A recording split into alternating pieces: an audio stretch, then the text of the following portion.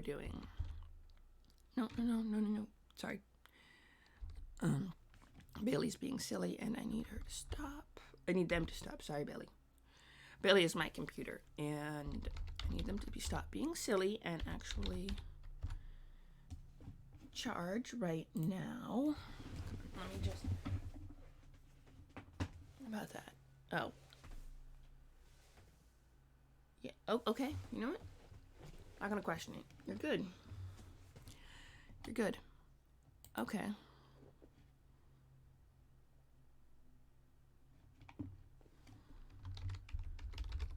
Noted. Hours. All right. Well, that's a message from my player. Okay, and I will do the thing. No. Okay. Yeah. How about that? You like this? You like this angle? Yes. Are you charging or are you just plugged in? We'll keep an eye on it. All right. Sorry, I know. They've been really good about it. That's probably why I'm hearing you. I know.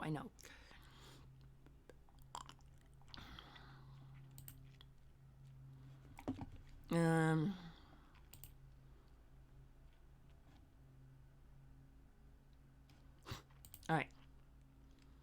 I knew it. All right, let me.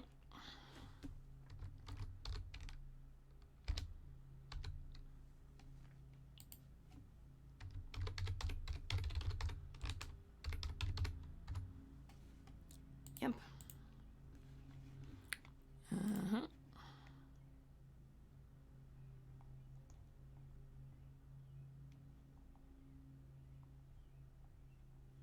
Oh.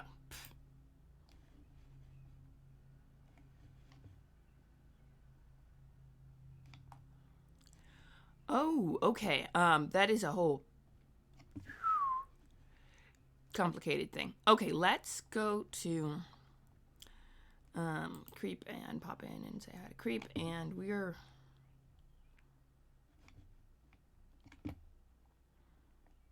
maybe I should just start putting the share content.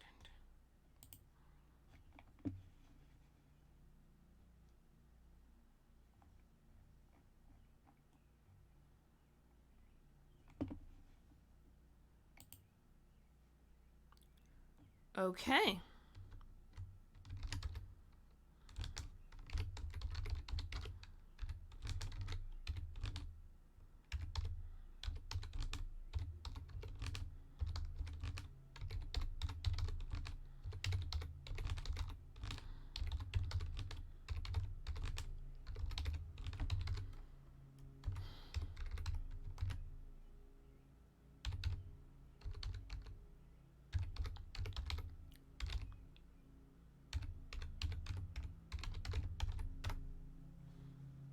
There we go.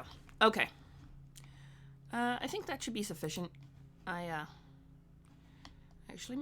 maybe not. Let me go to also. Oh, right. First. Come on. Oh, there we go. See, that wasn't so bad. You're the bestest. Okay, sorry. Bailey, my computer, is being awesome. They are amazing computer, and I very much appreciate that they are doing this for me. Okay. Because when they charge, we can actually do fun stuff like hang out and do stuff, and when they don't charge...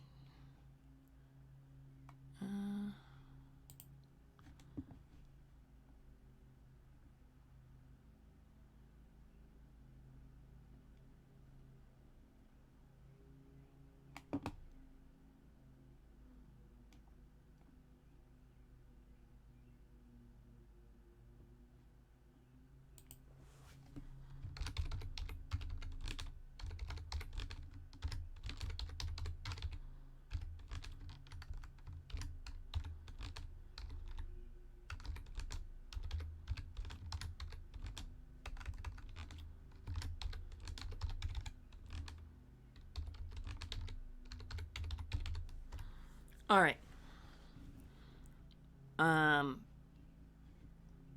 What was I gonna do? Was going to do the thing.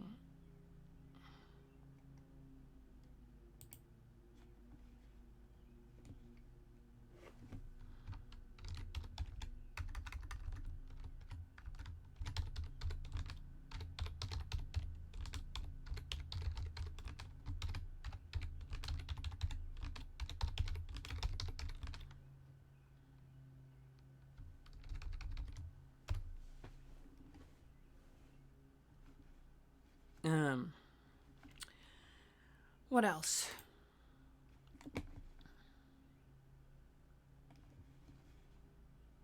Okay. All right. So, we have one viewer. Hello, welcome. What do I have? Oh.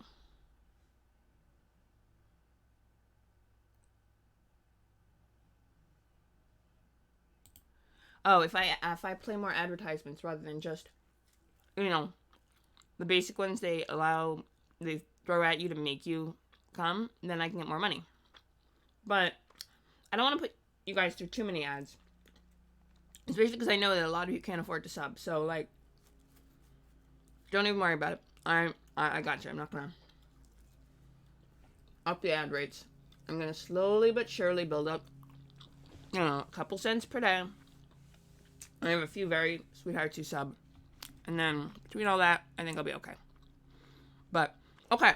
Sorry for being slow. Also, I'm eating cold pizza for breakfast because... Hi!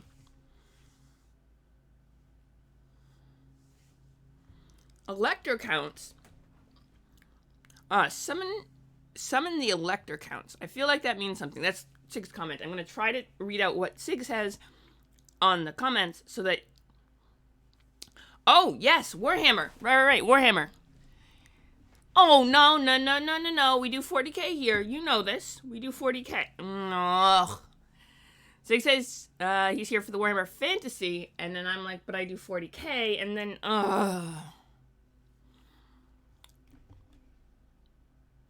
Nope, 40k today. If you really want me to do fantasy, I will.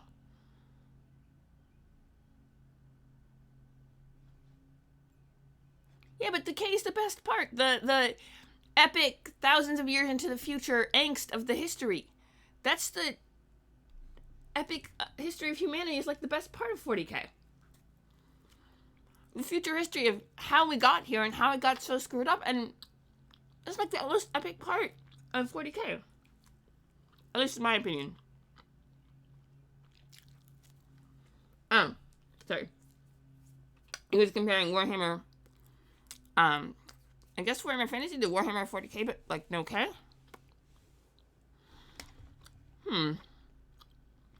I'll consider it. Also, hi, new friends. We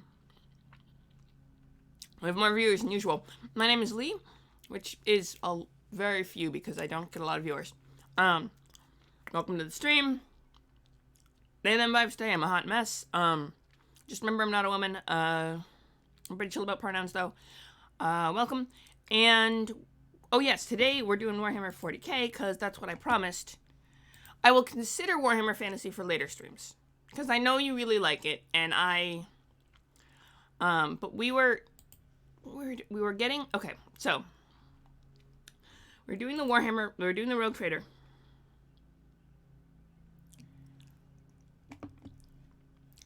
It does sound interesting. I'm not gonna lie. Karl Franz using the Emperor of Men to hold back the Chaos Invasion, which I'm guessing is very similar to the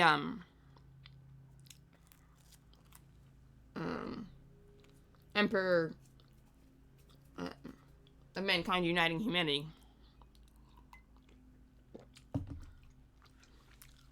It's a whole extra set, a whole extra set of lore that I don't know. I'm not gonna say no. Tell you what. Go to the Discord and post like. Tell you what, since I still owe you a Saturday. Here's what we're gonna do. On Saturday.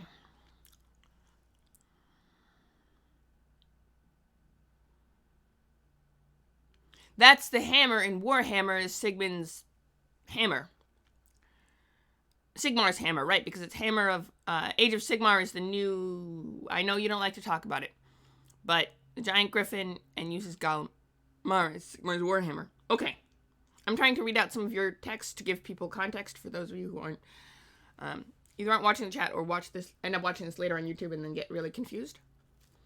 Because apparently people do actually watch these on YouTube. Which is a weird thing. I did not realize it because they never show me any, why aren't you very disappointed in me?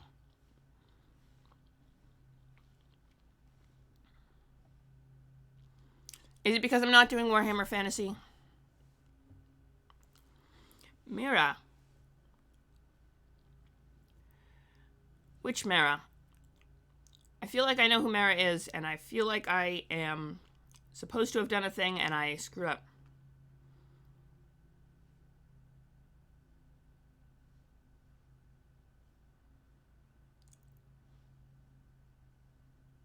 I feel like I'm missing context now. I spelled amethyst wrong. Who's Mara? I mean, she's a character I play in another... Oh! Yeah, obviously I'm playing Amethyst. Did I say I was going to play Mara? Did I write that? Okay. Apparently, for Chuck's Friday game, I wrote down that I was going to play Mara instead of Amethyst. And it was a completely different character who I play for a completely different game, and I was not planning on bringing it to the Friday game, so that's a thing. Okay.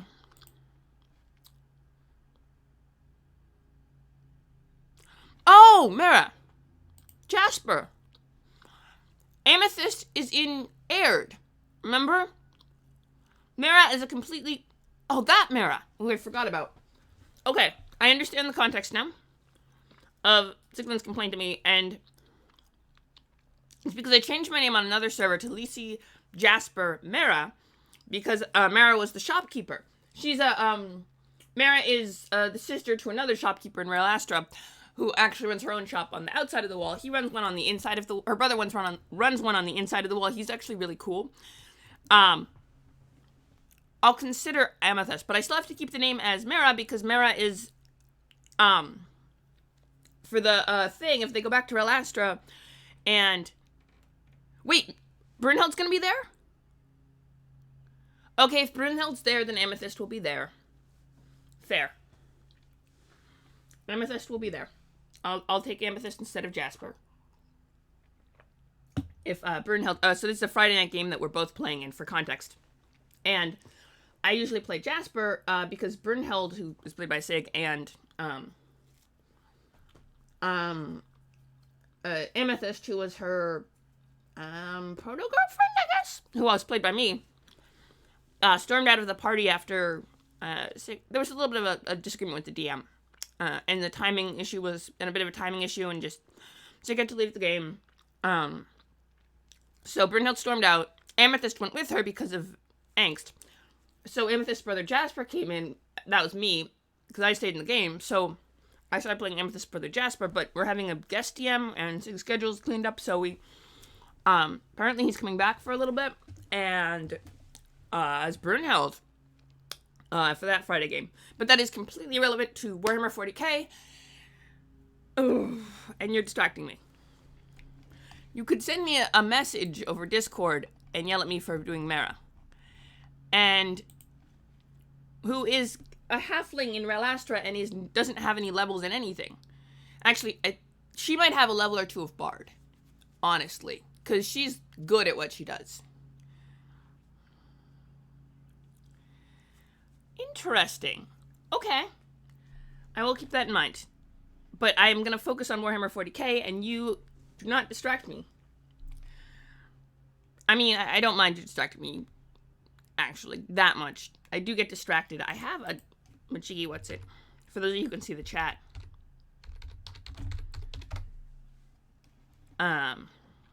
Voila. But, we were gonna work on Andronia and figure out what all her implants did. That's what we were gonna do.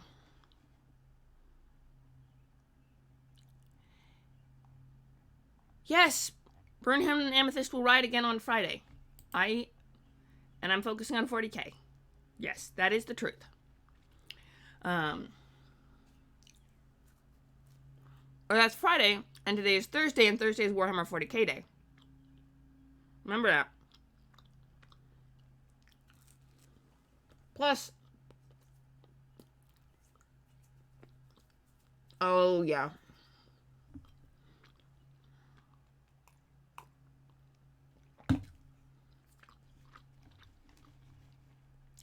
I think he did level up. To be fair though, Amethyst didn't.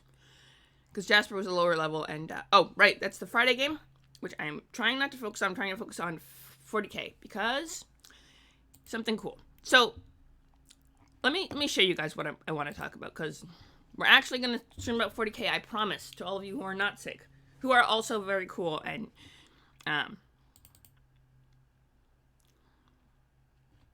boom. Ta-da! This is the Rogue Trader PDF. So, 40k. Focus. Rogue Trader is a game published by Fantasy Flight Games. You ready? And it's in the Warhammer 40k universe. They actually, I feel like you're gonna make a point. And it's like the coolest because you get to play as a Rogue Trader. Warhammer 40k is a lot. Oh, okay.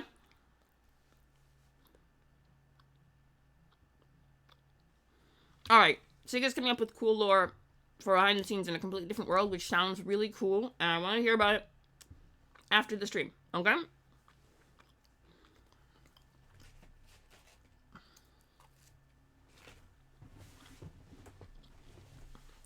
I know I'm channeling Issa eating pizza.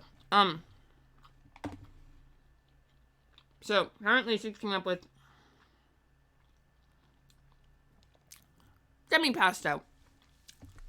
I'll be in okay condition. Alright, folks.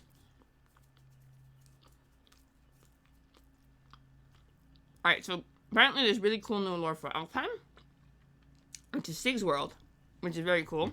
But I'm focusing on this one because Rogue Trader is also really cool, and I'm supposed to be focusing on this for my stream. Those of you who are new to this stream, I don't know who's... I can't find out who's watching. I know a lot of... There's at least a few of you who aren't Seg. Sorry. But I have it leftover pizza, and as you know... Plus, you actually have access to pizza. Unlike donuts, you can actually get pizza. I remember this. Apparently, I'm making Sig jealous eating pizza. But, it's not like donuts where I have to bake them and drag them over several states. What was I trying to explain? Pizza, donuts. No, I was trying to explain Rogue Trader. I always eat on stream, for those of you who are unfamiliar. Because pizza is pizza, because I got pizza yesterday at work. I had 3 leftover slices, and now I need to eat breakfast quickly. I need something I could grab quickly to eat on the stream, because I didn't have time to eat before stream because I was, poor time management skills. So eating on stream helps. It's a thing. So it is something I always do. If it bothers you, I'm sorry.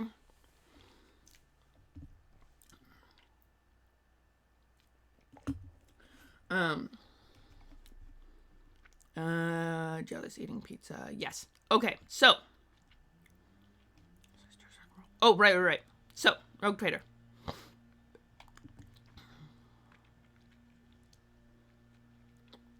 What I was trying to explain about Rogue Trader was that it's a really cool game put out by Fantasy Flight Games, and it's generally awesome. Okay, fair enough. So Zig says I should make him a character because I, at some point, intend to gather a group of people on stream to play, and Zig will probably be one of them, and actually use all these characters I've developed. So if you look here, let me pop this down. Let's, no, not that one. This one is a very specific character, Adronia, whose implants we were going to do because she's got a bionic leg. Left leg, we agreed on this.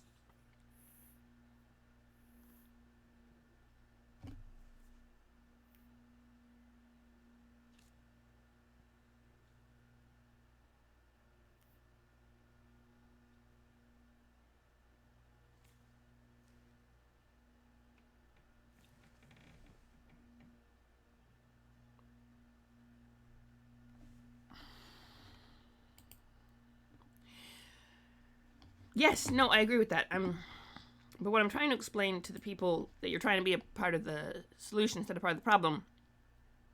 Sorry, I had hiccups.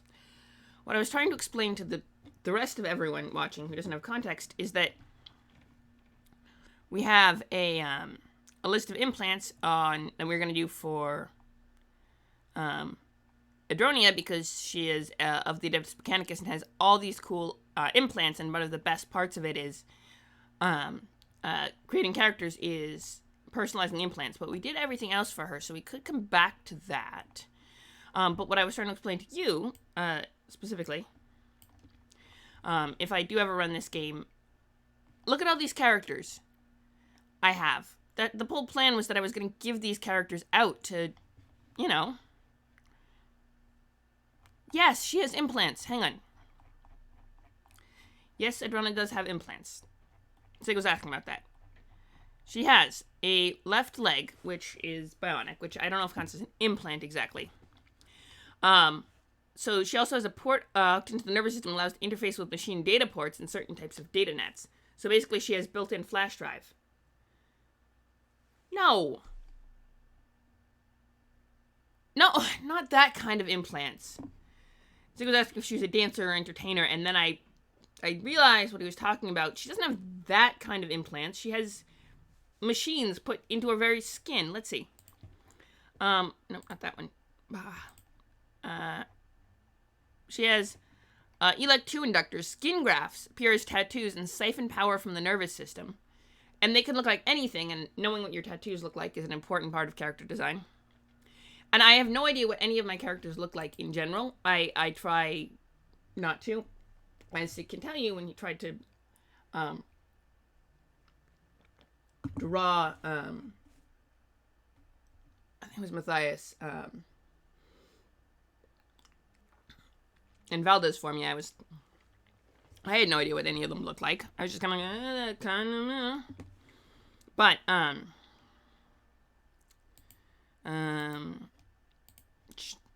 let's see, and then a breathing unit which replaces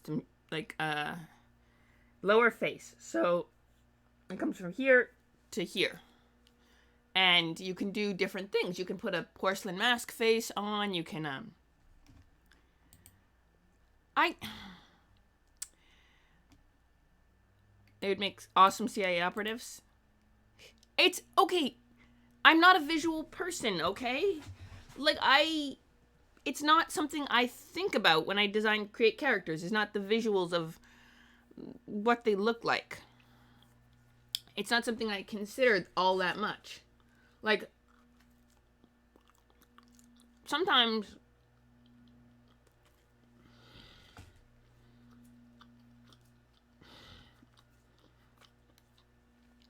I'll consider something like race or height or something like that, some really obvious distinguishing feature. And gender, I do absolutely consider, but that's because gender is something I personally take very seriously. But, I have a pride flag on my thing. Oh, yeah. Okay. Fair enough. I know you're just trying to give me a hard time. But, yeah. So, but a big part of that is, $2. That's useful. Oh, that's very good news. Apparently, Sig's very nasty wound on his foot is getting smaller. So that is a very good start. A very good thing. Especially because it was at least partially my fault. That he was injured and I was there at the time. And maybe could have done something about it if I'd been a little smarter and thought more. But I wasn't thinking. In any case, I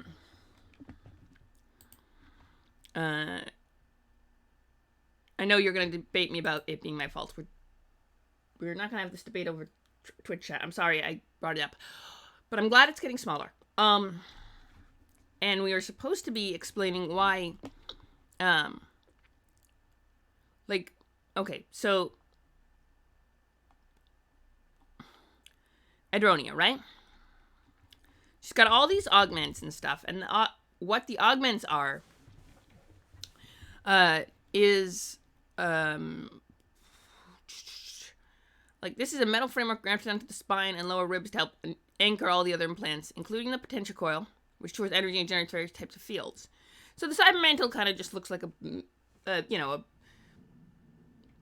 it's just how sleek a design it is, or how stupidly boxy. No, she's a member of the Adeptus Mechanicus. That's the big thing with the Adeptus Mechanicus is that, because, I mean, you haven't even gotten to the cranial circuitry, which is the brain augments, a series of implants or processes connected to the augment the mental capacity. Every Adeptus Mechanicus Explorator has all of these. We have several Explorators on the list. Let's see, because there's a lot of Explorators on the ship because of the fact that it has a teleportarium, and they rescued the Adeptus Mechanicus. They pulled the Explorator ship out of a bit of a tight thing, and then a lot of the Explorators stayed behind, which is why we have so many. And a lot of them came from interesting backgrounds. But, yeah, all of the Explorators have all of these, and some of them have even more. Like, Janthene has... No, that's Jarian. Janthene, if I remember correctly... And that's the planets, sorry. Janthene, here we go. Also has all of these, plus an extra optical mechadendrite, which is mounted on her left shoulder, a small pict captor. So she basically has a small camera mounted on her left shoulder. Can be small as pencil thin and grants telescopic sight. Oh, yes. So the Adeptus Mechanicus. Lore dump, ready? Lore dump time for all of you. Is the Emperor okay with this? Yes, the lore dump time for this. The Adeptus Mechanicus is, slightly separate from the Emperor. In fact, they are the only group that has any leave to worship anyone except the Emperor, and they worship the Omnissiah. Now, there are several branches of the cult where they worship the Emperor as the Omnissiah, and it's a whole separate thing that kind of fuses the two. The Omnissiah maybe is a void dragon, Catan, ancient soul-eating monster put on Mars. Maybe. Or maybe just a concept. Basically, the Omnissiah is all knowledge. Omnissiah, all-knowing. Basically, the idea behind the Omnissiah is that knowledge is power. And to know more is to be more powerful, is to be better, is to be more pure, is to know is the most important thing. Power and knowledge, and that is the key to life, to everything, to the nature of the world. So the Omnissiah, to know things is for the sake of knowing them, to understand the world. Now here's the thing. The perfection of the Omnissiah, the human soul is sacred. The human flesh is weak. And to replace it with metal is an offering to the Omnissiah. So you want to replace as much of your flesh. Yeah, knowing is half the battle. And the other half is replacing your body. Now you know, knowing is half the battle. That's what Sig said. And yeah, honestly, the other half is replacing the rest of your body with metal parts. Because here's the thing. AIs are illegal. Highly illegal. Because of an AI rebellion that happened right around when the human empire that exists during the Dark Age of Technology went. That was partly due to an AI rebellion. So AI is forbidden. But cogitators attached to humans, so servitors basically use human brains but are rewired with cogitators, which are computers. They can't be human level smart, but they can, be fairly helpful.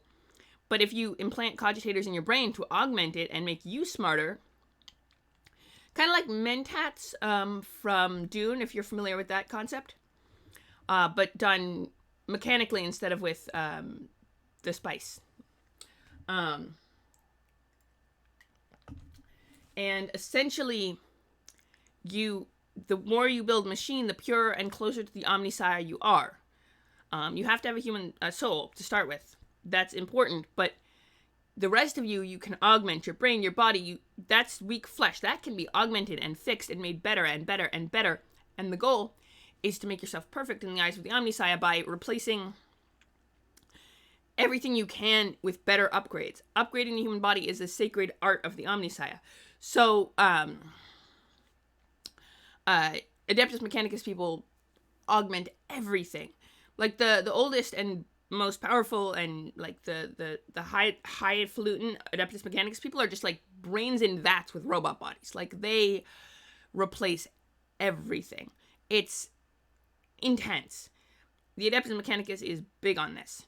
This is just the basics that they give. Once you become an explorer, you get the basic suite, which is what we got. And then Jantine has a little extra because she felt like it. I wanted to give her a little something extra, but that's what you do with your goatee. So if it's Santa Claus length, you've achieved maximum form. There you go. Exactly.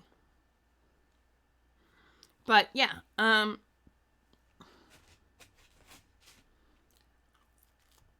the theory. Now that I actually know what you look like, I'm picturing you with a very long, epic beard. It's a weird image. But what I meant to say was, yeah, all of these the Adeptus Mechanicus Explorer, which we have. How many explorators do we have on this ship? So far, we have one.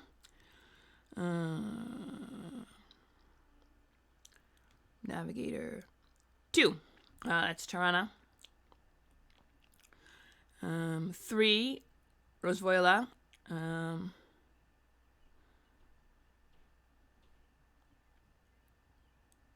Okay, so we only have 4 so far.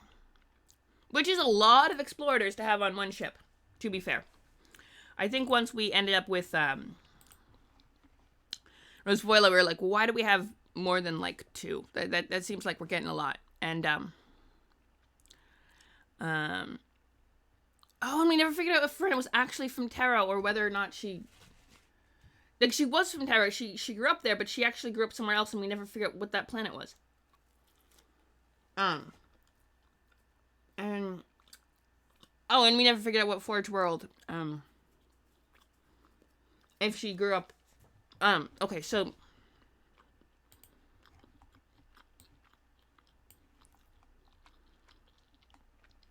every single one of these,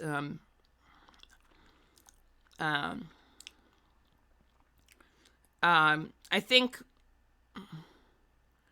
Harmon and, Jantine grew up on the same ship, but I think everyone else, when they were created, we were like, okay, what ship or some of them grew up on ships, so we created, a little bit about the ships. Yes, she is literally forging her own destiny. She augments herself. That's actually a really cool way to put it, Sigland. But yeah, that's how Adeptus Mechanicus do. So, like Jantine's, for example, or other Adeptus Mechanicus, she was press ganged into being an explorer. She actually grew up as a faithful of the Emperor, so this is very weird for her. But she made her respirator unit try to, shape of the natural jawline. Like, she had the Vox set to the most natural sounding voice possible. She's trying to keep herself human-ish looking. But, if Not Viola, Adrona. Adornia grew up on a hive world. She probably wouldn't have that same quirk, so she'd probably throw the augments as different things. So I was thinking that we could do the thing. I know you want to create a character, but here's the thing, is what I was trying to explain before we got sucked into having all of these implants and then got sucked into discussion of the nature of implants. Is that there are a gajillion characters and you could have any one of them. I have more characters designed for Warhammer 40k Rogue Trader than we could ever possibly play.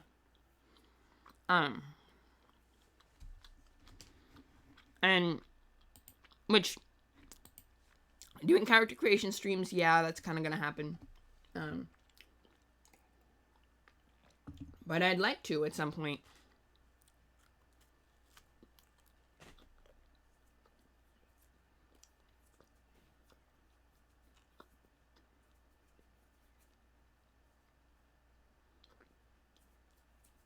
Use them.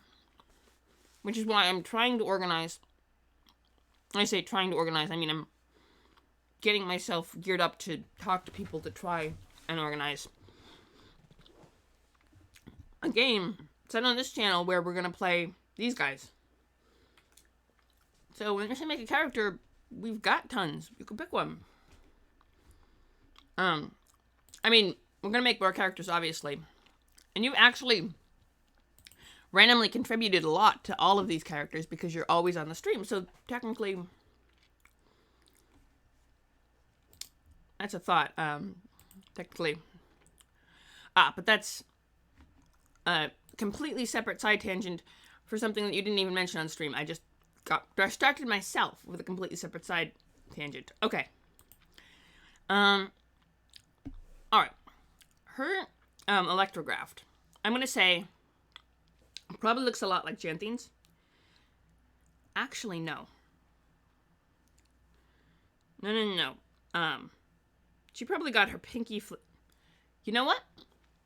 She probably got her pinky finger replaced with it because it's probably like a stylistic one.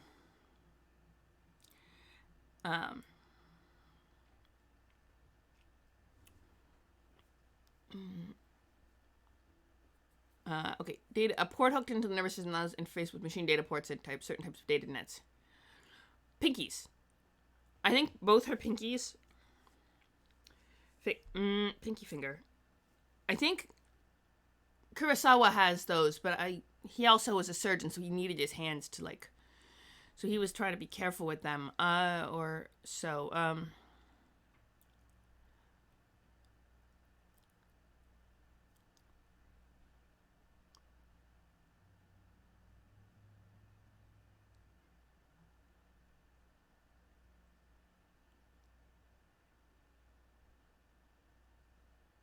Tongue. You know what? She's got hers on the tip of her tongue. It's a little weird, but we're going with it.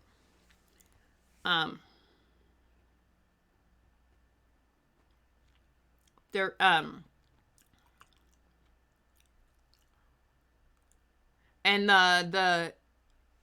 the input is retractable, and the output is retractable. Output jack is retractable, and the input one is not. And they're just both on the tip of the tongue. I just like the... Yes, that's where we got.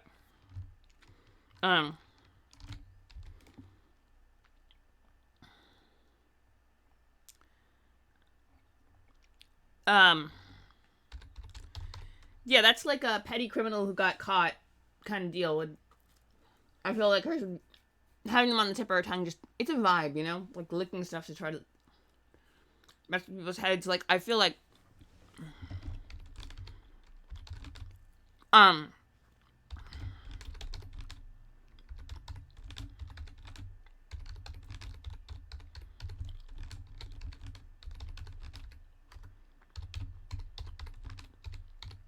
It's retractable.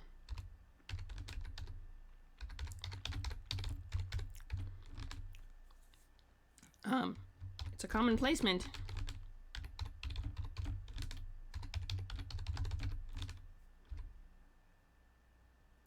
because for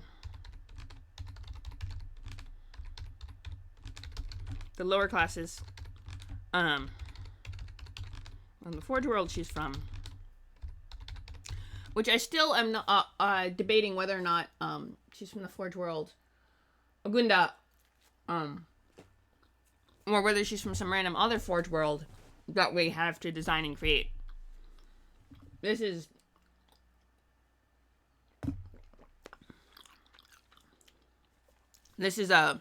answers on a postcard. What do you think, chat? But Forge World she's from, and she's had them since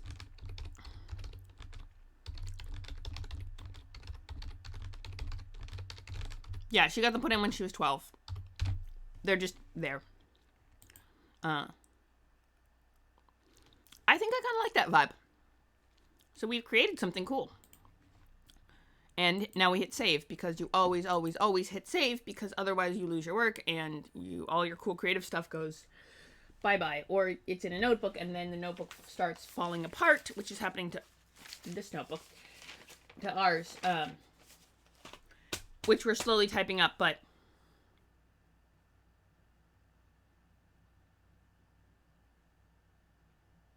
no, the implants don't grow while you age. So the flesh of the tongue, I mean, she'd probably have to get the output retractable bit replaced at some point, but the input one, the tongue would just grow around it, and, it starts getting farther and farther back on your tongue. It's not like here. It starts out like there, and then as you grow older and your tongue grows longer, it's up like here, so you have to like stick your tongue out farther to get the connection. But other than that, no, because an input jack doesn't need to grow. It's the same size, right? So your body just has to grow around it. And yeah, maybe having to get them replaced is a thing you got to do if you're growing up. But it would have just been go see a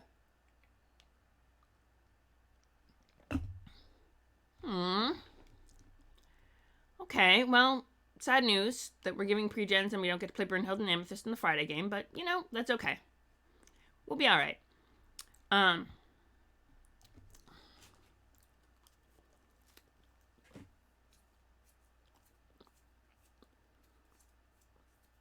Hopefully you'll still come, though.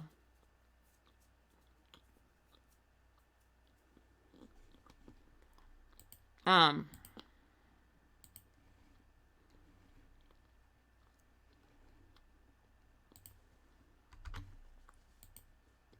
would still like to see you on Friday. But that's a shame about the Friday game, but focus. With Adrona and the tongue implants, yeah, they might have to get replaced as you get older, but I mean, if it's common, which I think is going to be a problem if we ever get implant tech in our world, because kids are getting tech younger and younger. Like, it's now, I got my first cell phone when I was in, 8th grade? I remember it was a flip phone. But these days, kids as young as late elementary school have cell phones. It's kind of a thing.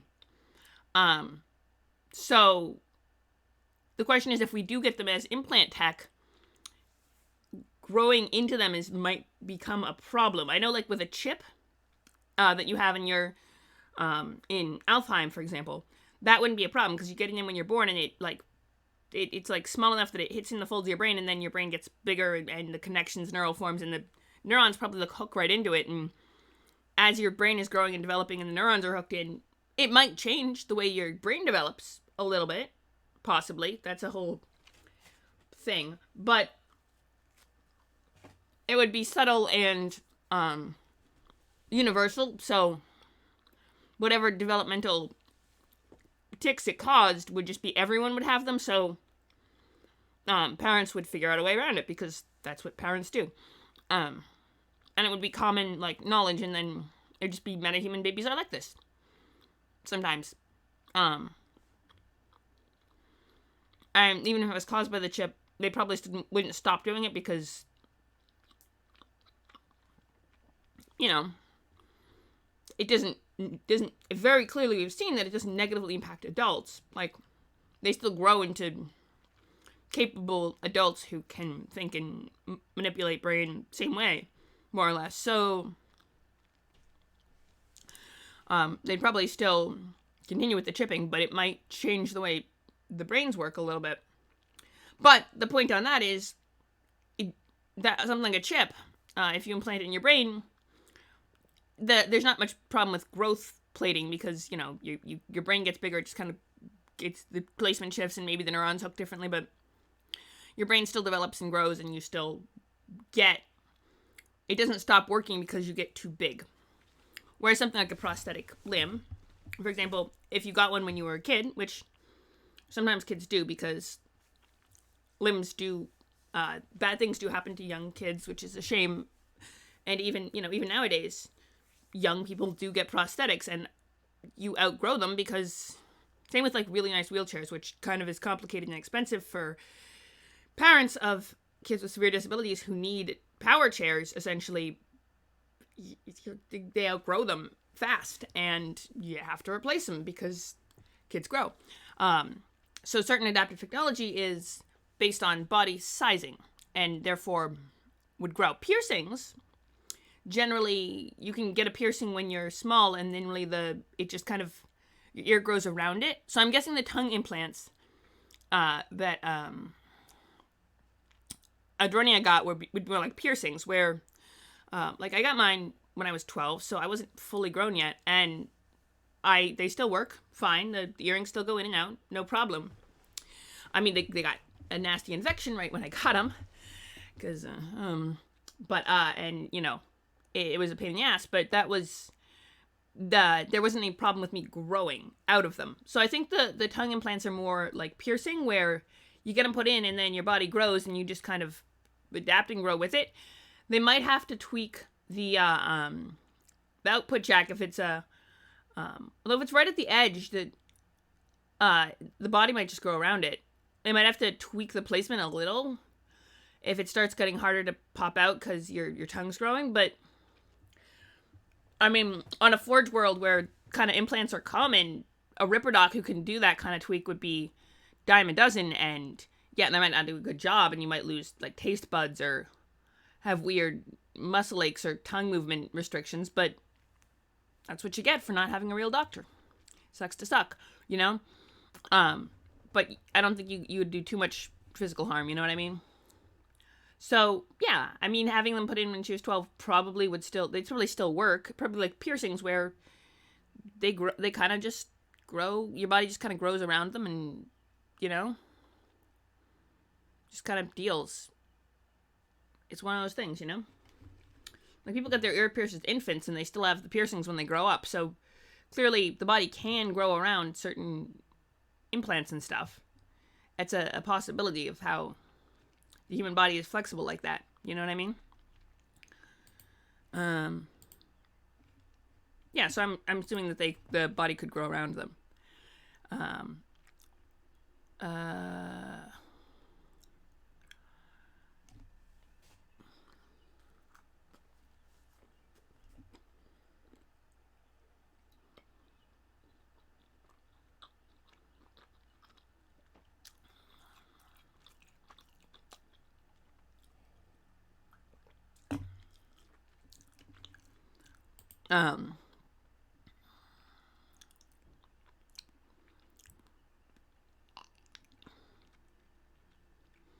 Tattoos are a little more complicated, but she might have put those on when she was older.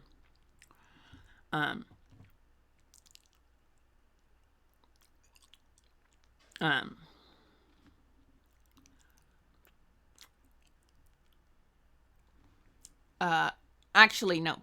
So one of them is a rose and skull, because they take, they're designed to take, oh, you do have a funny thing to do if you played. Go on. Interesting. I think it's to kind of nerf us a little bit. So we have to play with, so it's about the skill of the player, not the skill of the character creation. What can you do with sucky characters? Because sucky, underpowered people do exist. Alright. Playing Ethereal Knight because they got plane shift. Okay. And then what? Plane shift a lot. Okay, so you can just drag everyone into the ethereal plane and stop that.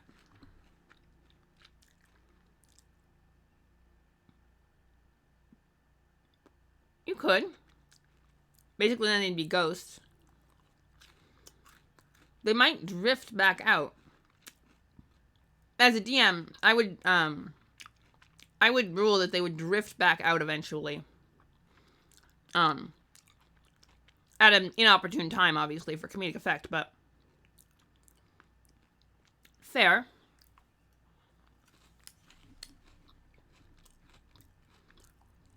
Possibly. That is an interesting play. It would be a cruel thing to do, but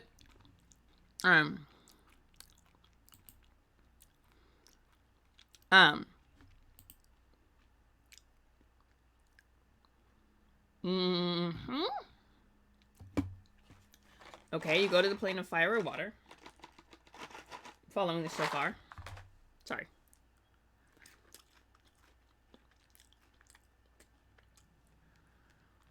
And, the rest of you guys, I know we're getting off-topic and distracted, I promise. So then they slowly die while you shift back, and that is unbelievably cruel.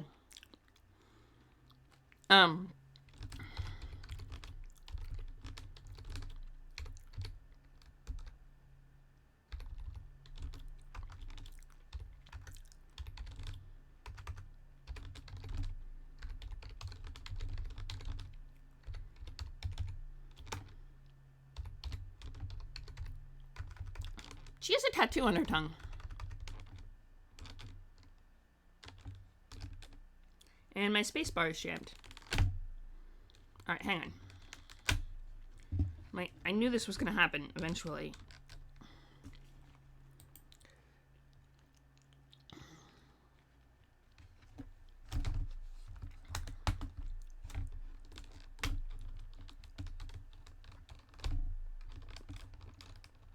Sorry, I'm trying to fix my spacebar. There we go. That should be good. Let's try it out. Yay. Okay.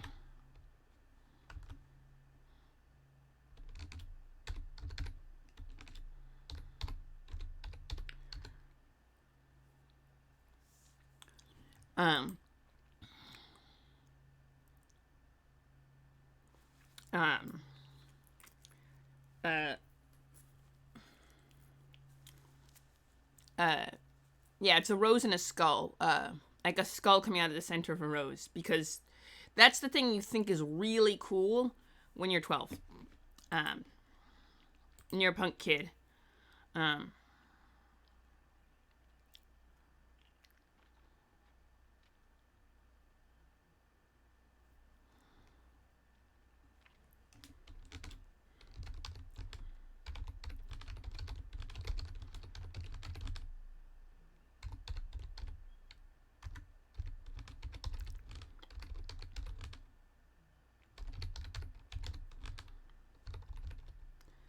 And the rest of hers are like these big blue circles on her back. Kind of basic, not really any imagery to them.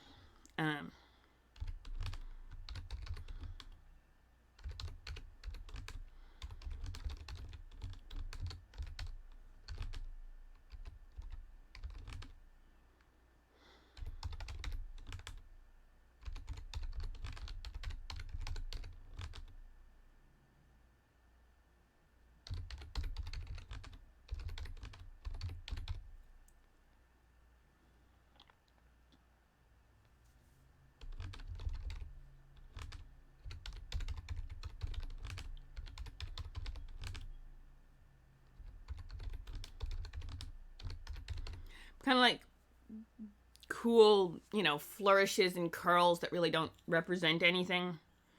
Just, you know, And then her tongue's the old punk design that she thought was cool when she was 12. They got tattooed and now it's stuck. That's why they don't let 12-year-olds get tattoos generally at least in our world. It's because you do dumb designs. Although, people still do very dumb designs, even waiting till they're 18. And it's weirdly stretched because the tongue grew, so it kind of doesn't look... It just looks weird now because when the tongue grew, or the image got, like, distorted a little bit. But, you know...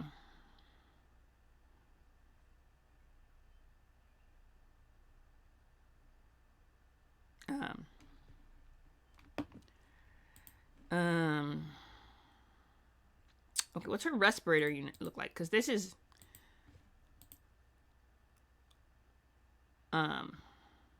for tattoos on her tongue. The respirator unit...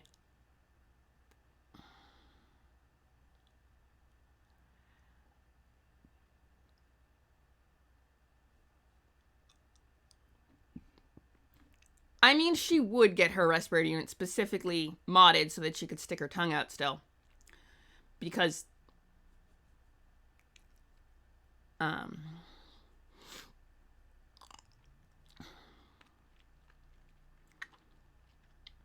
it's got a little sliding...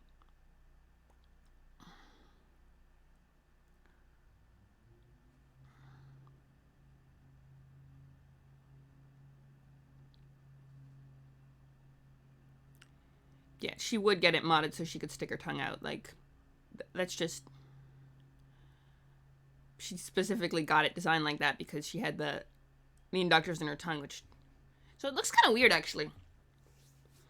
So it's probably pure silver.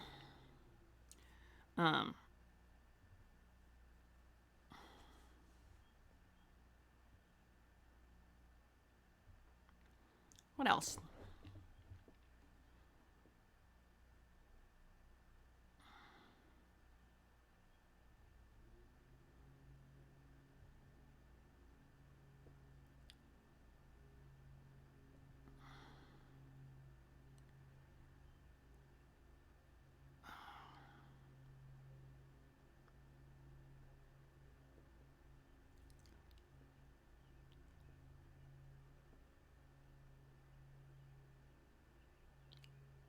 I'm trying to think.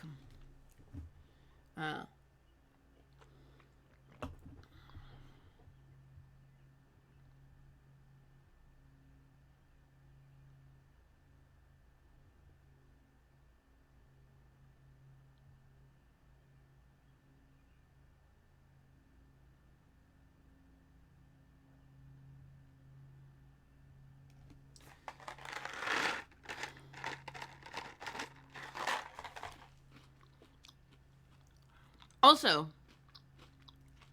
that means you can still have things like chocolate. Most Adeptus Mechanicus don't get to taste things because they're they replaced the whole respirator unit thing. But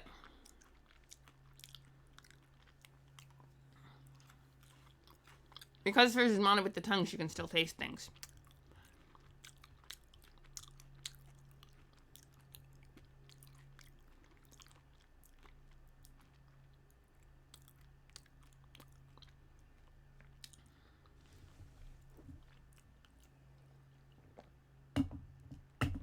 And it's actually kind of cool.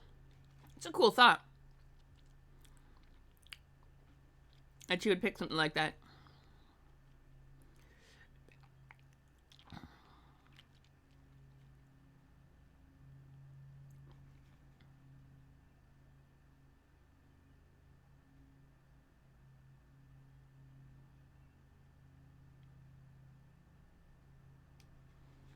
Okay, so her, I would say, is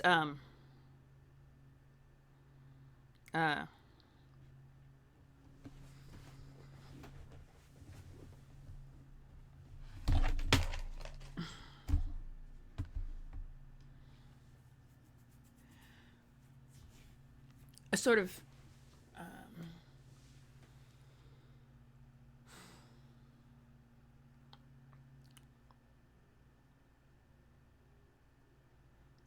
yeah, like a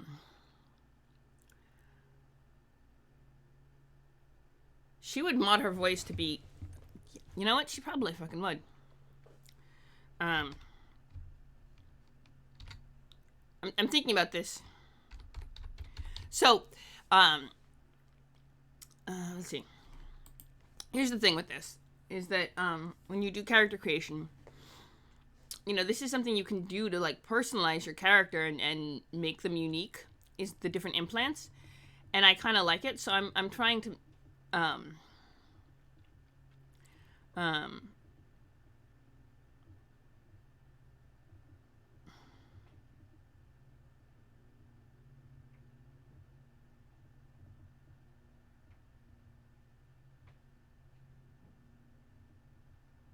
um.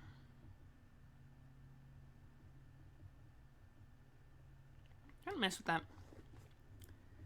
Um,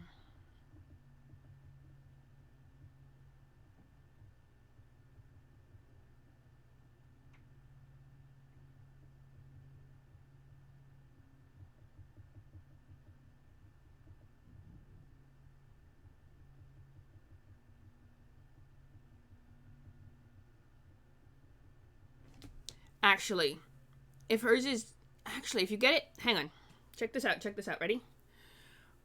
Check this out. Let me do a demonstration with my hair. If I put half my hair like this, ready, and half my hair like this.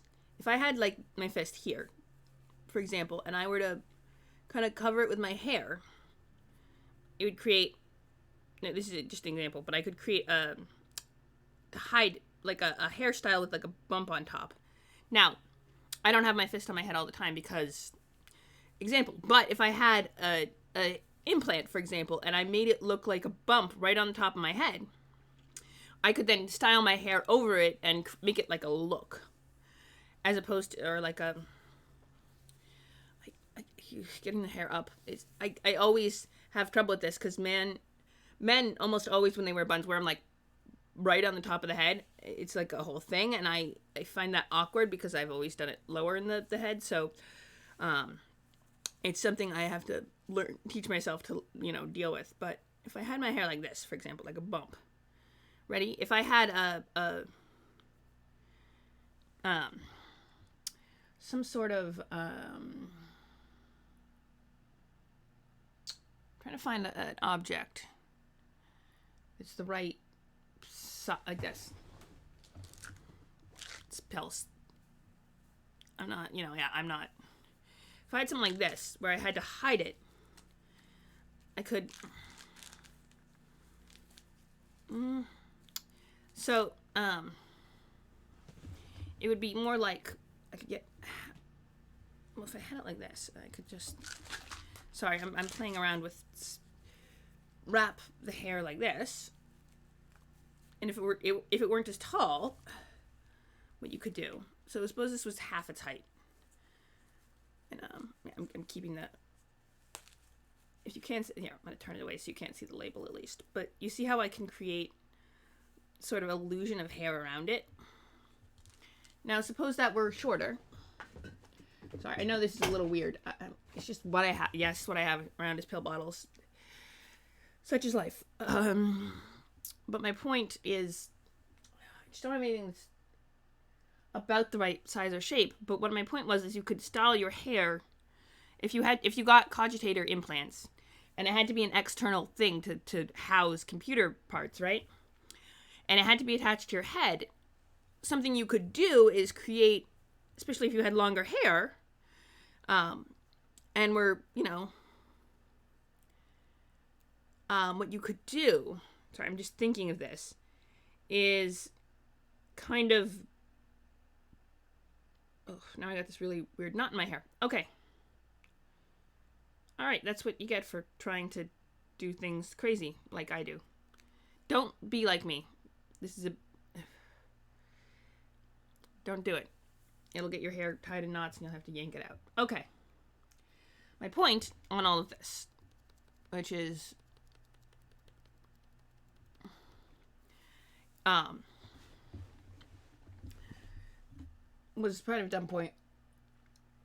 Although if I had more hair, I have very limited hair because all of this bit's taken out, but if I had longer hair, I could wrap it farther up, and I'm sure if I had something I could, if I had years of having something built into my head, I could learn to style better than having it, whatever last minute throw together I could do. But what was I gonna say? Don't mind me. Um,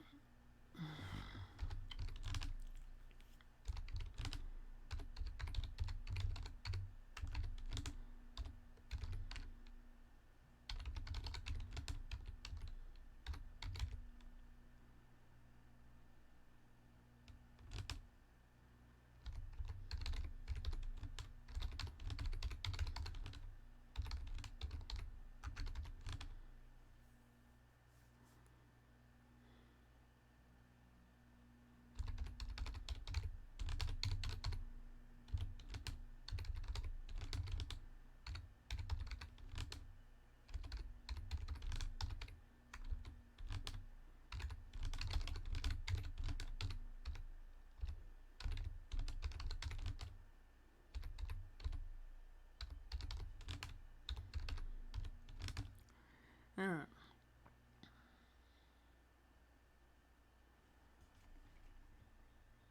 retractable slit.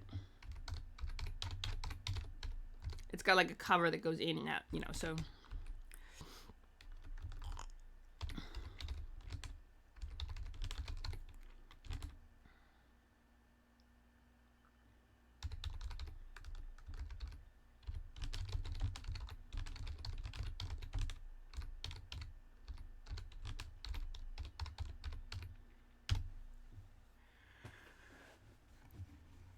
Okay. Sorry, I'm getting very distracted, and this is where we hit. It's 12:30. Okay, so I know. Um,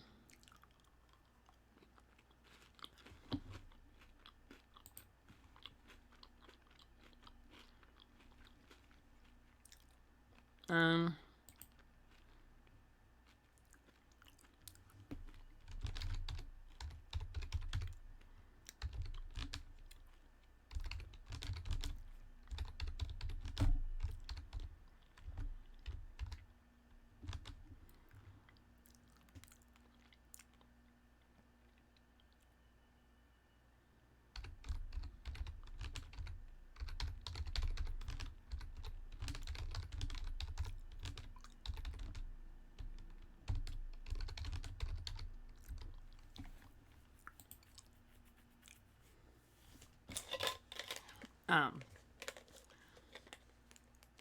how many people do we have? Sorry, just out of idle curiosity, how many people do we only have 2, so we're losing people. I get it. It was kind of a silly thing to do, but it just made sense at the time, and I feel like I'm sorry. Okay. Well, making a fool of yourself on stream is not the end of the world, because that's kind of how it goes.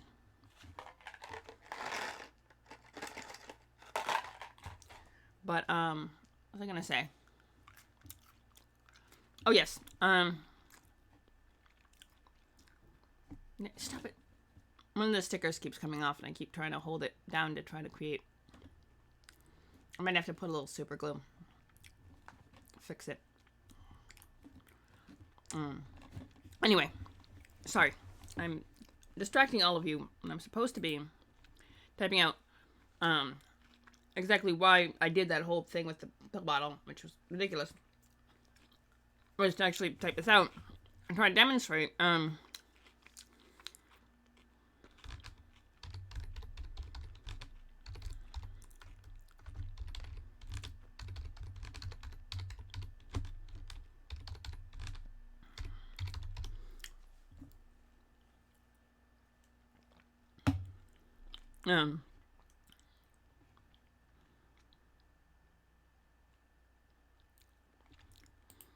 Yes, so she always has her hair up in this like bun on top of her head because she's got it like styled around the lump that is her.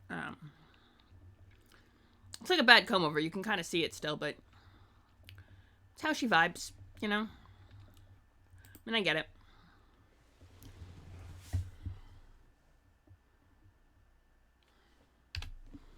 Okay.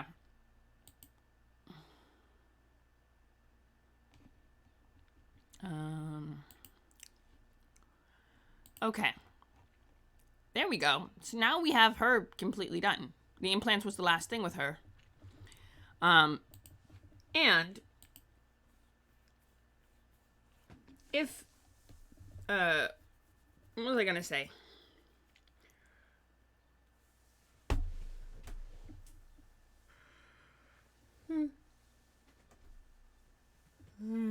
You're still in the chat. I could consider doing another character because I do a lot of character creation. Just in general, and we have all these specifically were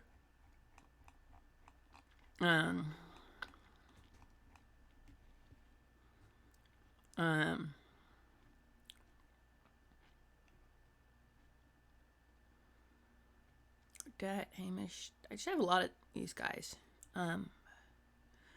I've been you know what? No. You know what we should do?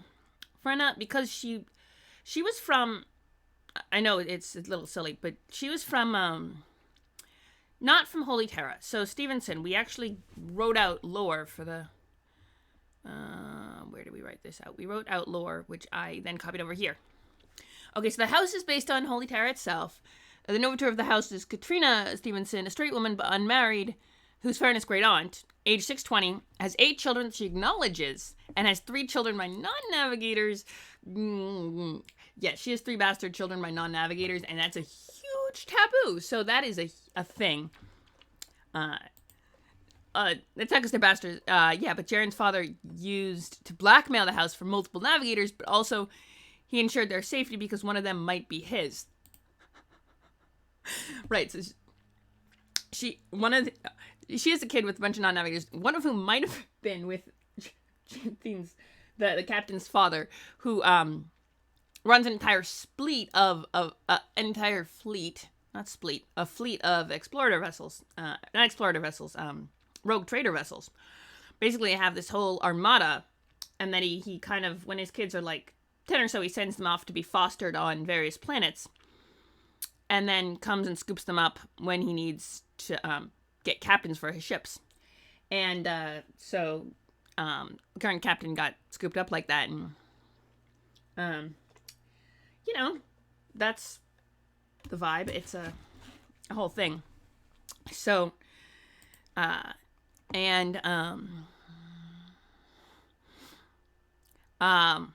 yes, and then the Lumiere family is a magisterial family, also based on Holy Terra itself. They're in good terms with the Stevenson family, so the two families are in decent terms. They have a heated rivalry with this other family, but Aaron Stevenson, Farina's father, Novator's nephew, so one of her brother's kids, was married to Jacinda Merp.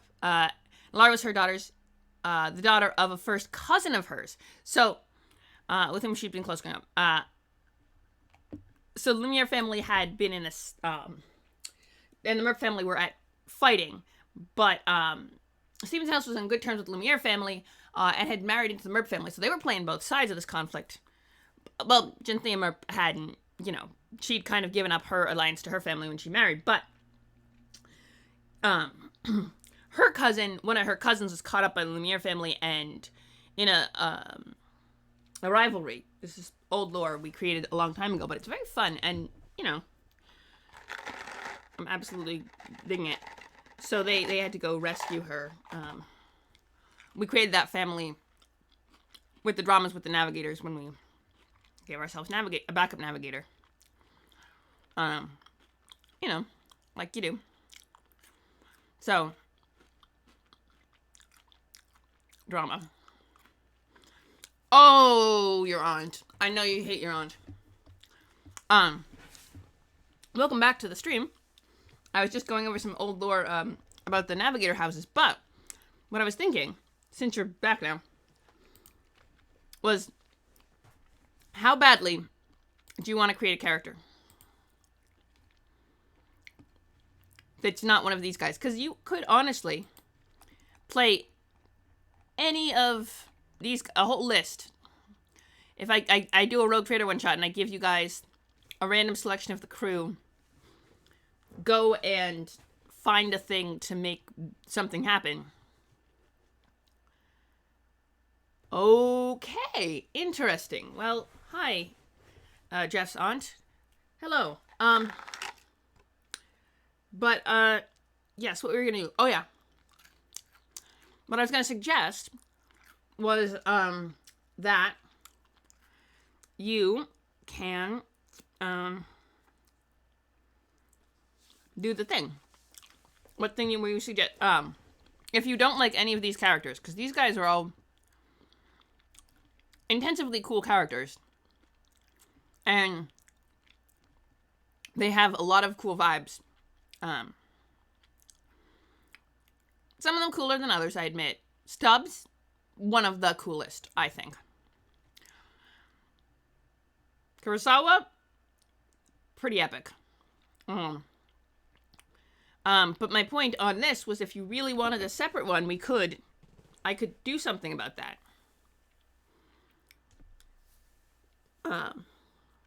Because I know you have a thing with dice, and that you say that I roll terribly, which I roll okay. Some of these freaking D10s give me really good rolls. But I could design a character specifically designed for you, but you'd have to trust me. Want to do it?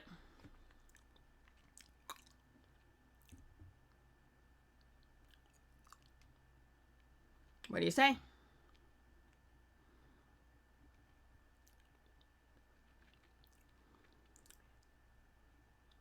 What do you think? Do you want to do it? Are you up for it? Ellipses doesn't tell me much. And ellipses. Doesn't tell me much.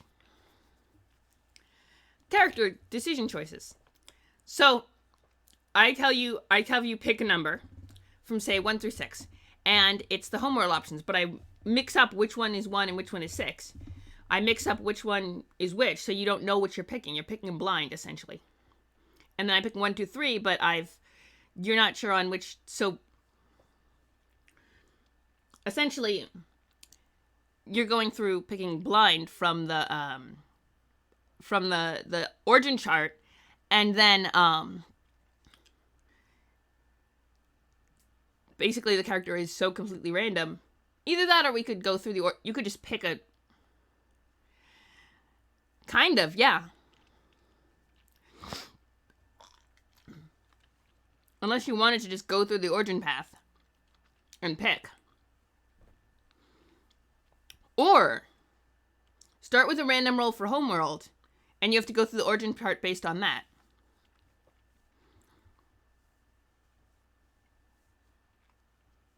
Because you can't pick where you start, but you can pick where you end up based on, that's a thought.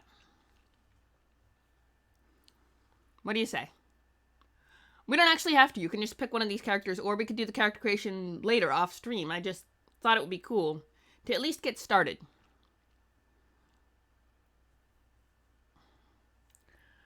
I'm probably going to crash out before we finish, but what do you say?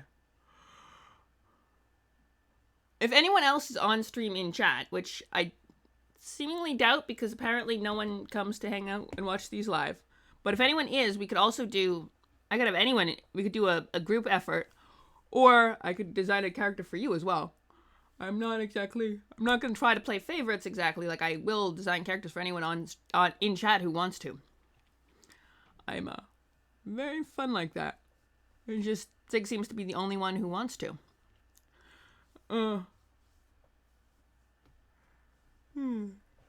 but I will extend the offer to anyone who, is up for it. What do you say? We roll randomly for the you know the options. Here we go. Give me a sec. I will bring up the origin path. And then I'll put this down so you can see it. Hang on. I'm getting there. Ta-da! Origin path. You've watched so many of these streams.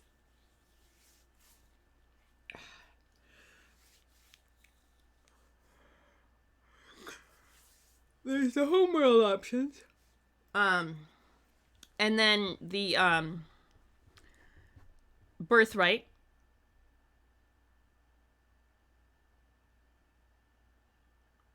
True. But that would be the same theory as you playing. But if you got to randomly pick, it would be kind of exciting because you'd be shaping it in ways you could not understand. I thought it would be kind of cool. But you could take any one of the characters. Alright, here's what we're going to do. Roll a d6. Alright, roll a d6. That's your homeworld. And then you can pick going down using the standard origin path rule chart. And I'll allow a little flexibility if you can come up with good reasoning. 4. Okay. That's a hive world. Alright. So you start on the hive world. Alright.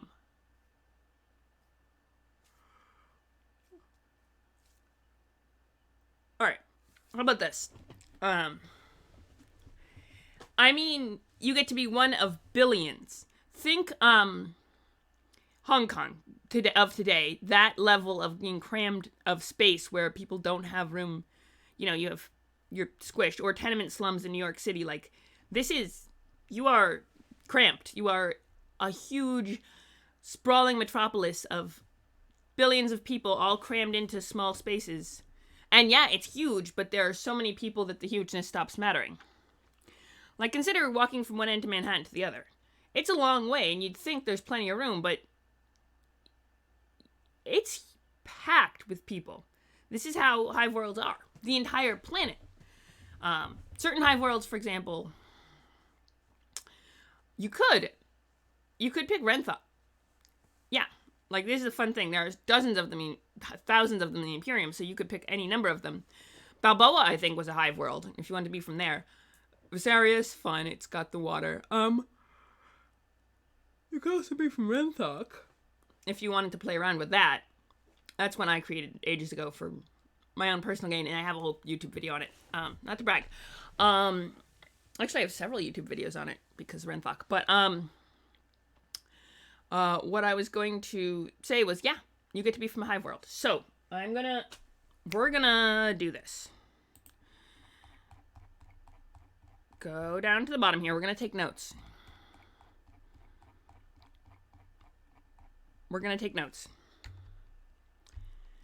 Alright. So you start with the hive world. Now, from there, generally, if we were going with the contiguous path rule, you would get to, it would either be Stubjack, which end up as a mercenary, Child of the Creed, have grown up in a religious house, religious training, or Savant, meaning you grow up crunching numbers and going and get like getting like 3 master's degrees. But, I will allow for, if you can come up with a compelling case for Scavenger. Well, Scavenger on a hive world's pretty good. Scapegrace, which is kind of like a confidence game, low level, semi-legal, the kind of people who sell you train tickets at a discount because they get some sort of deal. That kind of thing where it's like demi-legal and you're, or Vaunted is Rich Kid. I will let you pick one of those if you can make a compelling case as to why.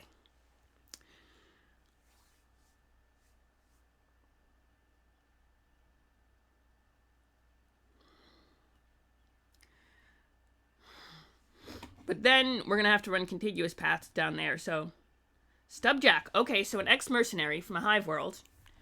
All right. I'm writing this down. So,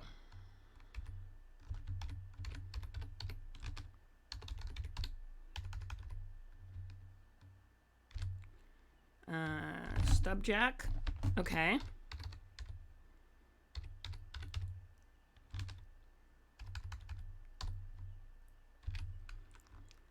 Let's see. All right. Then we continue downward on the origin path. I'm taking notes. Don't worry. Let's see. Lure of the Void. A criminal, renegade, or duty bound. That's what you got. So you could be criminal, on the lam, renegade, just didn't vibe with the homeworld. There's different reasons behind it. Radical thinking, criminal. Okay. All right. All right. Oh, right. Which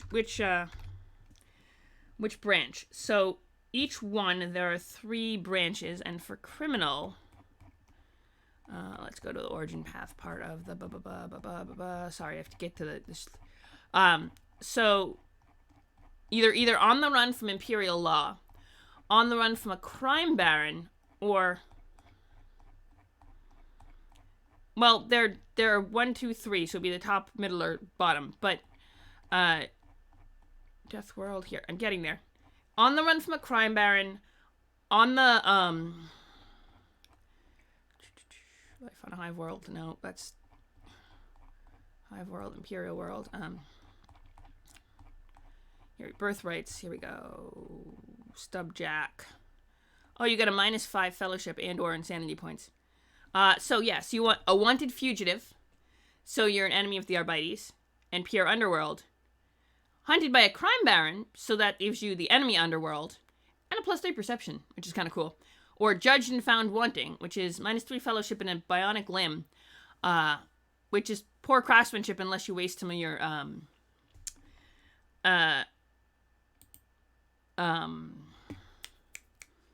experience points to patch it up. Basically, you're getting enemies and or you don't get any enemies, but you have you're unlikable and have a missing part. So it does function. You can bump up your few experience points to make it a good craftsmanship, but then you get fewer boons at the end. On the run from a crime boss. Okay, which means you have all your limbs. How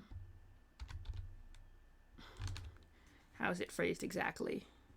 Hunted by a crime baron.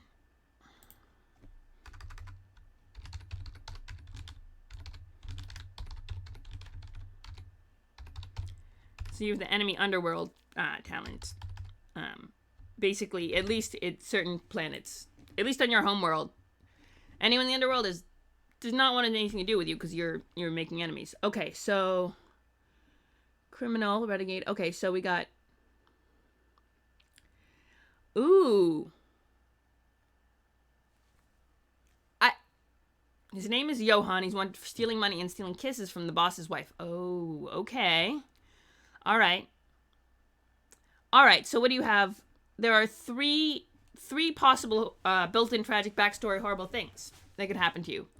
Hand of War, which is you get involved in really ugly conflict, which is all over the place in the 41st millennium. You got press ganged, which means forced to serve either the mercenary crew or somebody else via the mercenary crew. Or calamity, which is just a really ugly natural disaster that got you caught up in a hot mess and just was horrifying. All right.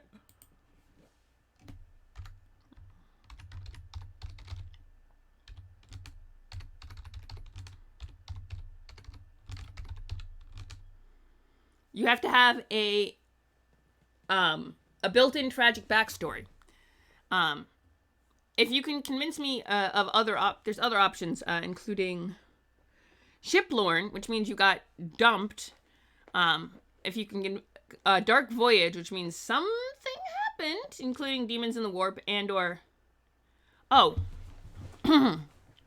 sorry. Your options. You have a built-in tragic backstory. I don't know if that's on my end or your end, but built-in tragic backstory. So you get Hand of War, Press Gang, or Calamity as the main three choices, and then you might be able to argue for Shiplorn, which means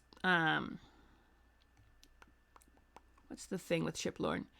That they that you got dumped. You were on a ship and you got dumped on just some random planet. Dark Voyage, which is something happened. Calamity, okay. It's up to you to define the calamity.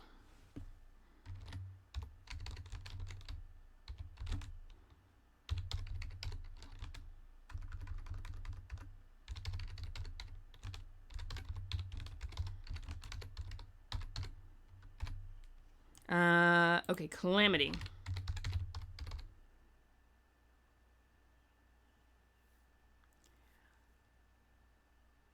I'll allow it.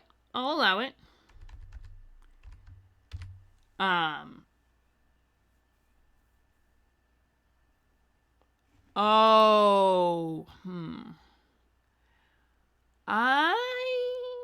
You know what? The warp exists. I'll allow it. The warp exists. Okay, and also you need to go away. Thank you.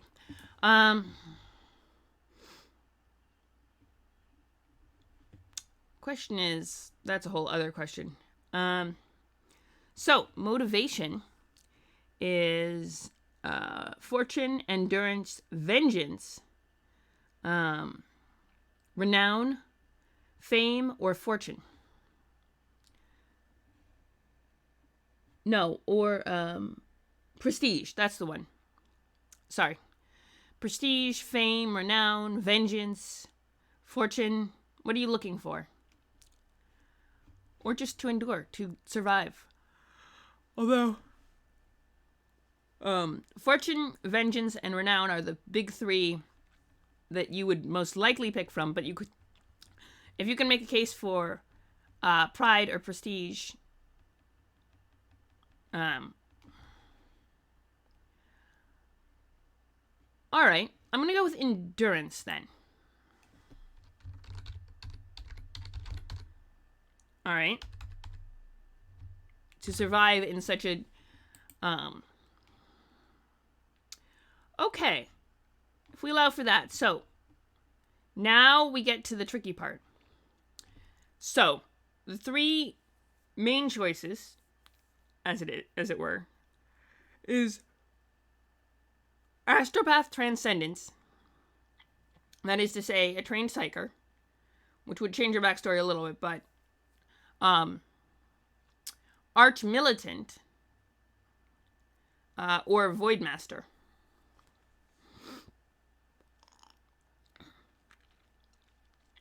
Arch Militant is basically just an expert on weapons and tactics and other stuff. Voidmaster means you know the ship. You are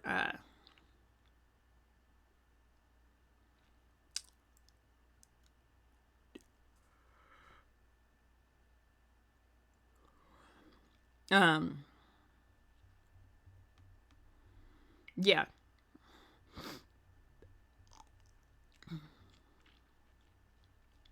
Voidmaster means you are an expert on the ship itself, on how to run it, on the weapon systems, on some part of the ship, on piloting, on knowing how the machine spirits vibe and making them happy, stuff like that. Arch Militant means weapons and tactics. And Astropath Transcendent means that you were a psyker trained, which means you should have known better than to take a deal with chaos. But people do stupid things when they're desperate. Which means you were trained as is... What's the word? What's the actual term? A sanctioned psyker by the Adeptus That's true. But do you really want to deal with a demon rather than die? Depends on how bad the torture is going to be. But Astropath Transcendent means that you had been trained as a sanctioned psyker before you started working for the crime boss. So yeah, you started out as a mercenary who then got sucked into working for the crime boss as a mercenary as part of that, or were working as a mercenary when your powers awakened, got shipped off to Terra, trained as an astropath, and then ended up working for the crime boss. Basically, you trained at some point in your life as an sanctioned psyker, the Scholastus Icona. That's the one. Yeah, so are you trained as a psyker, a sanctioned psyker, or are you a tactic weapon guy, or... Alright. An arch militant. Alright.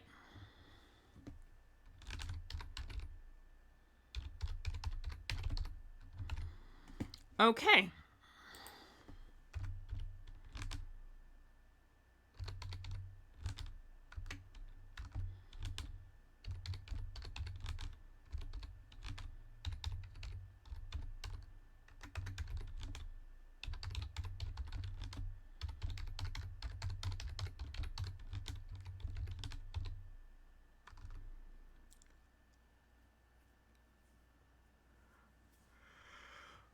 Fair enough.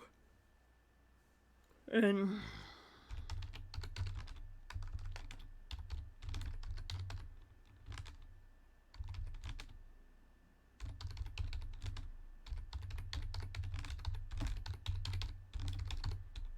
Alright.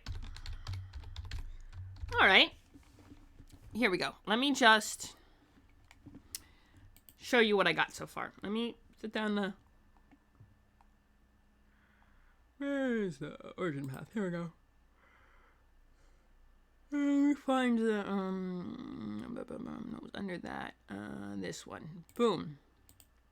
That one. So, that's what I have so far in terms of notes. But each of these gives you, except for the Arch Militant part, that just tells you what you're proficient in, and, oh yeah, so it does have mechanical benefits, because it gives you skill proficiencies and, talents and stuff. And gear. It gives you your gear. But each of these, gives you mechanical tweaks. Hive Whirl, I think, gives you accustomed to crowds.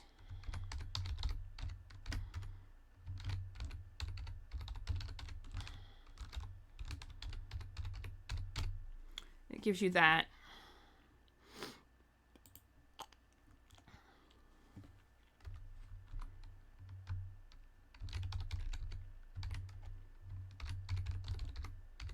Okay, hang on. Shh. Yeah, so it scales wounds, fate points, insanity, corruption.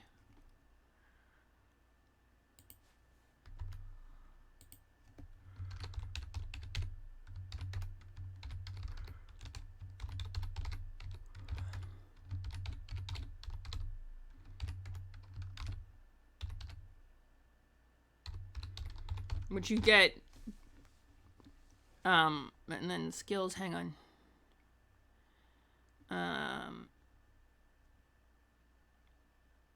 Then origin path, okay. So, does Johann have a last name?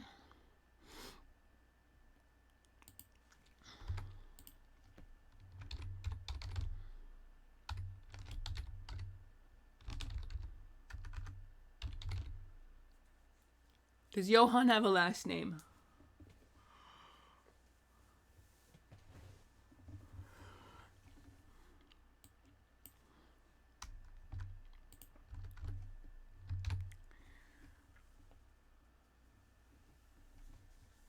Uh-huh. Alright. Okay. Sorry, excuse me. Johann the 45th. Is he... Alright. You know what? And is he straight or bisexual? Or kind of ambiguous? We can leave it ambiguous if you want, because it's your character. Johansson. You know what? It makes sense. Okay. We have... Alright. You know, we'll leave his sexuality up to your roleplay. Okay. So we got this. Oh, absolutely. That's very fair.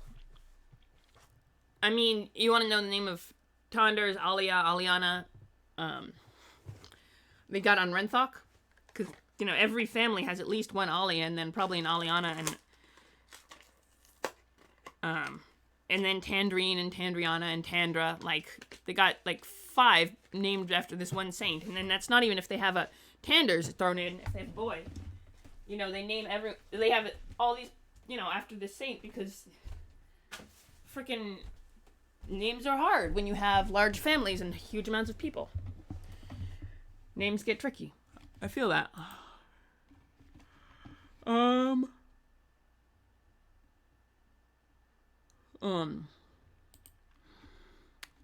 Let's see. I think that we should end the stream here for today. And then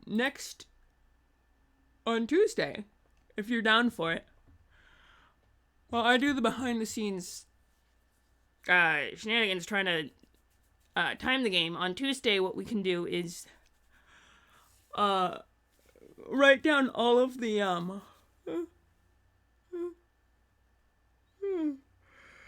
mechanical benefits you get from all your origin path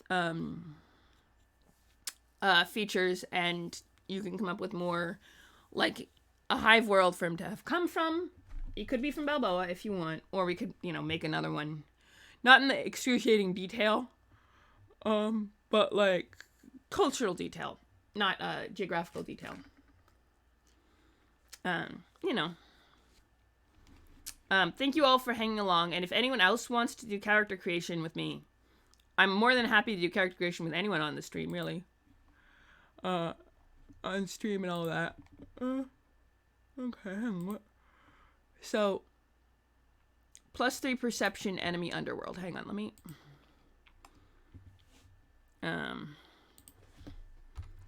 +3 perception. And you have...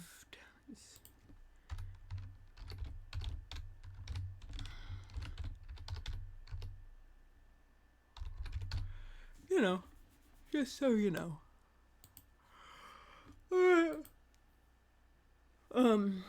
Thank you for hanging out with me. I appreciate it. And you have to figure out whether your military service came before or after your service to the crime boss you eventually betrayed and stole from. And how that fell in. Because if it fell in that you ended up in military service after your service to the crime boss, it's where did you end up in that portal and how did that lead to you becoming a mercenary? We'll sort out the details and such next week. But thank you for being on the stream with us. And, oh, I'm going to catch the bus. Don't worry. All right, let's see who's on that we can raid. Because it'd be fun to raid somebody, right? You know what? I'm going to raid Ramius, who's painting Warhammer minis. I think that's cool. Now we're going to raid Ramius. Warhammer painter, you know. At least hop in and say hi. You don't have to stay, because I know you guys got other stuff you guys want to do. Alright. See you guys. Boom.